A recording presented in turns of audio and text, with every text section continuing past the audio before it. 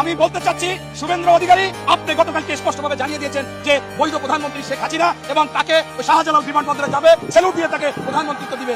আরে দাদা, আপনি খেয়ে বলেছেন নাকি না খেয়ে বলেছেন?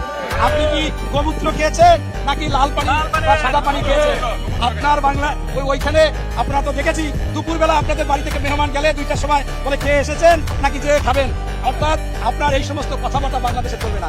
আপনি যদি মনে করেন যে শাহজালাল বিমানবন্দরে আসবে, উনি প্রধানমন্ত্রী, তার লাল গালিচা দিয়ে সম্বর্ধনা দিয়ে নিয়ে আসবে, আপনি দাদা আপনার দিদিকে নিয়ে আসেন।